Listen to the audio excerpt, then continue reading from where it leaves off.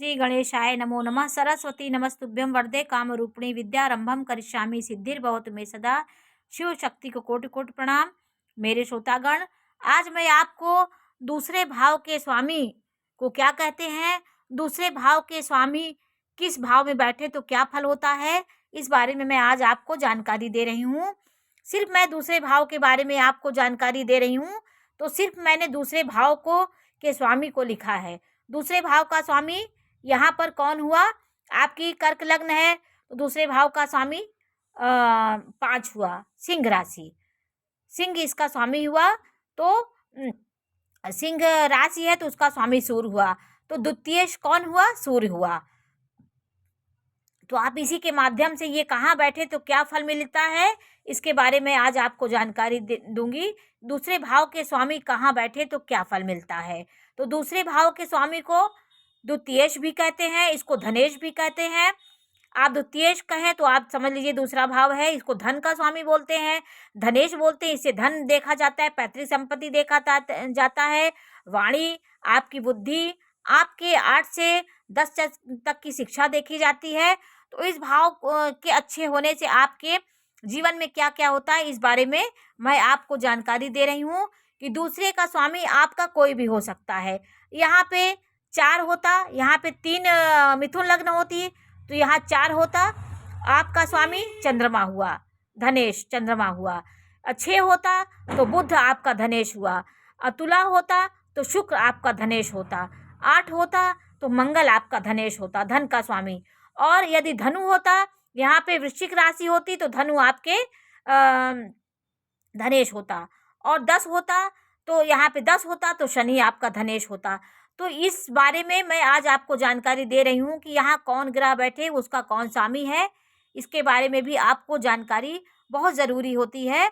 तो आपका धनेश यहाँ कौन है? आपका धनेश यहाँ सूर्य है। तो सूर्य कहाँ बैठे तो क्या फल मिलता है, इसके बारे में मैं आज आपको जानकारी दे रही हूँ। तो द्वितीय भाव के स्वामी को जैसे मैंने बताया कि धनेश कहा जाता है। द्वितीय भाव का स्वामी यदि आपके लग्न में बैठे, यदि दूसरे के भाव का स्वामी यहाँ पे आके बैठ जाए प्रथम भाव में, तो आप कैसे होंगे? आप इतने पैसे के लिए, पैसे के विषय में आप इतने कंजूस होंगे कि आप पैसे से ज़्यादा आप किसी की अहमियत नहीं देंगे। तो आपके जीवन में कृपण होंगे, पैसों को सब कुछ समझने वाले होंगे, पैसे आपसे कोई खर्च नहीं करवा सकता है। तो धनेश का प्रथम भाव में बैठने से व्यक्ति एक सांसारिक भोगों को भोगने वाला होता है, सत्कर्म भी करने वाला होता है, पैसे के माध्यम से पैसा बढ़ाना वो जानता है, पैसा को अनावश्यक कभी खर्च नहीं करता, वो पैसे को बहुत पकड़ के चलता है। प्रथम भाव में सूर्य बैठा हो, धनेश प्रथम भाव में बैठा हो तो ये फल मिलता है।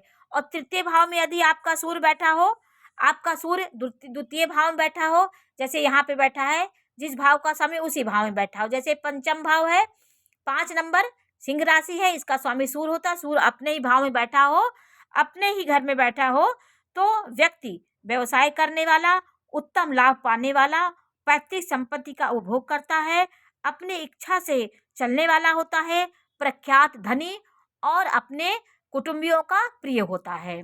और तृतीय भाव में यदि सूर्य बैठा है, धनेश तृतीय भाव में बैठा हो, तो उसका क्या फल मिलता है? वो व्यक्ति जातक अपने बंधु बांधवों से भेदभाव नहीं करता, उसके लिए बहुत प्रेम करता है, अपने बंधु बांधवों को आगे बढ़ाने के लिए सतत प्रयास करता है, अपने पैसों का उनके प्रति खर्च करता है और पराक्रम भी करता है। जितना मेहनत करेगा उतना धन का उपार्जन करेगा, उसके पास पैसा जितना मेहनत के अनुसार उसका पैसा मिलता है उसे। और धनेश यदि चतुर्थ भाव में हो तो माता पिता से लाभ पाने वाला होता है, वो सभ्य और दयावान दीर्घायु होता है। चतुर्थ भाव में यदि धनेश बैठा हो तो बहुत उत्तम फल मिलता है इसका, माता पिता का प्रिय होता, भूमि भवन का वाहन पाएगा और उसका अचल संपत्ति होगी उसके पास। तो चतुर्थ भाव में सुखेश द्वितीय भाव का स्वामी बहुत अच्छा फल देता है। और पंचम भाव में यदि द्वितीय का स्वामी आ जाए तो व्यक्ति जो है सुयोग, संतान की प्राप्ति होती है, कठिन से कठिन कार्य करने वाला व्यक्ति होता है, कृपण होगा, अपने पैसे को वो बहुत दबा के चलेगा। धर्म भाव धर्म, ये अर्थ भाव है, वो धर्म भाव में चला गया तो वो धर्म के लिए पैसा कर सकता है, लेकिन वो पैसे को बहुत हिसाब से चलने वाला व्यक्ति होता है और जीवन में कठिन से कठिन कार्य करने वाला होगा।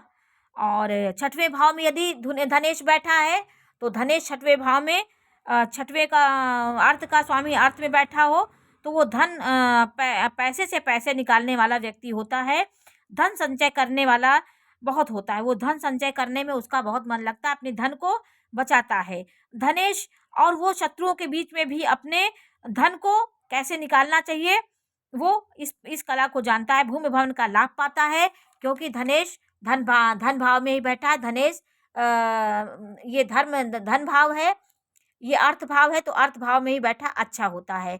और सप्तम भाव में यदि बैठा हो धनेश, द्वितीय भाव का स्वामी सप्तम भाव में बैठा हो तो व्यक्ति का मनुष्य उच्च बातें करता है, अच्छी पत्नी मिलती है, भोगवती और धन धान्य को संग्रह करने वाली पत्नी की प्राप्ति होती है। सप्तम भाव में द्वितीय से बैठा हो, दूसरे का स्वामी सप्तम भाव में बैठा हो तो आपको पत्नी के मामले में आप अच्छे होंगे, आपको संस्कार वाली पत्नी मिलेगी, पत्नी से आपको धन का प्राप्ति होती है, उच्च बातें आप करेंगे, आप अच्छी बातें करते हैं और धन को अच्छे से ही आप उपार्जन करेंगे। और दूसरे भाव का स्वामी अष्टम भाव में बैठा हो तो व्यक्ति के जीवन में धन का अभाव रहता है, क्योंकि अष्टम भाव मोक्ष का भाव होता है। आप धन के मामले में कैसे धन निकाला जाए, कैसे धन कमाना चाहिए, ये सब बारे में आप नहीं सोच पाते, तो आपको धन का अभाव सदैव बनाए रहता है। दूसरे के धन को अनायास खर्च करने वाले होते हैं, अपना तो नहीं कमा पाते हैं, अपना तो उतना धन अर्जन नहीं कर, लेकिन किसी का धन मिल जाए तो आप उसको खुले रूप में उसको बहुत उड़ा देते हैं, धन को अनावश्यक खर्च कर देते हैं। और नवम भाव में यदि आपका दूसरे भाव का स्वामी है तो आप मनुष्य दानी, प्रसिद्ध, सफल और वक्ता होते हैं। आप अपने धर्म, अपने पैसे को धर्म कर्म में खर्च करने वाले होते हैं, इसी से आपके नाम प्रसिद्धि प्राप्त करने वाले होंगे। कहीं भी आप धन कमाएंगे तो धर्म को जरूर सोच के चलेंगे, मतलब आदर्शों को सोच कर धन कमाने वाले होते हैं। अनावश्यक अनैतिक तरीके से आप धन नहीं कमाने में आपकी इच्छा होती है। आप माता पिता का पालन करने वाले होंगे, लक्ष्मीवान होंगे और बहुत भाग्यवान होंगे। भाग्य से आपको सब में, आप पैसे के प्रति लालायित नहीं होंगे, लेकिन आपको भाग्य से पैसा मिलता है। दसम भाव में यदि धन भाव का स्वामी बैठा हो, दूसरे भाव का स्वामी, आपको ये जानना होगा यहाँ कौन बैठे हैं इसके बारे में। और धन भाव में यदि बैठा हो, कर्म भाव में बैठा हो आपका धन का स्वामी, तो आपका अर्थ त्रिकोण अर्थ में मिल गया है, क्योंकि दूसरा अर्थ त्रिकोण होता है, ये अर्थ होता है, तो अर्थ में मिल गया है। तो आप पैसे से पैसा कमाना जानते हैं और बड़े पैमाने पे आप पैसा कमाते हैं। और लक्ष्मीमान, मनुष्य माता पिता का पालन करने वाला और राजकीय सम्मान प्राप्त करने वाला होता है द्वितीय भाव का स्वामी। अगर दसम भाव में बैठा तो ये अति उत्तम संयोग होता है। और यदि लाभ भाव में धन का स्वामी बैठा हो तो आप धनी, जहाँ पैसा लगाएंगे आपको धन का उपार्जन होगा। धन के मामले में आप जहाँ पैसा करेंगे आपको उससे दुगना धन प्राप्त होगा, लाभ मिलेगा, धन से धन को आप बढ़ाएंगे, धन के प्रति कामना रखते हैं। आप कई समूहों का पालन करने वाले होते हैं, जैसे आप एक समूह आपका होगा, उसमें आप अग्रगणी होंगे, नेता होंगे, उनका आप संचालन करेंगे, बॉस हो सकते हैं। तो ये सब चीज़ें आपके जीवन में होंगी। और धनेश व्यय भाव में बैठा है तो मनुष्य कृपण, धनहीन और धनहीन होगा। धनेश शुभ भाव में है तो प्रसिद्ध होगा, व्यापार करने वाला होगा, व्यापार करने में बहुत आगे जाएगा, व्यापारी होगा, लेकिन धन को खर्च करने वाला होगा, अनावश्यक भी धन को अपने वेग में खर्च कर देगा। मनुष्य अपने लिए कृपण होगा, जब अपने उसके मन में आएगा तो अनावश्यक धन खर्च कर देता है। तो आज मैंने धनेश के 12 भाव में संचरण करने का फल के बारे में जानकारी दी। तो आप इसको ध्यान से देखिए कि आप ये देखिए कि आपके धन का स्वामी कौन है। आपकी यहाँ लग्न 1 हो सकती है तो यहाँ आपके वृषभ लग्न होगी, उसका स्वामी शुक्र होगा तो धनेश आपका शुक्र होगा।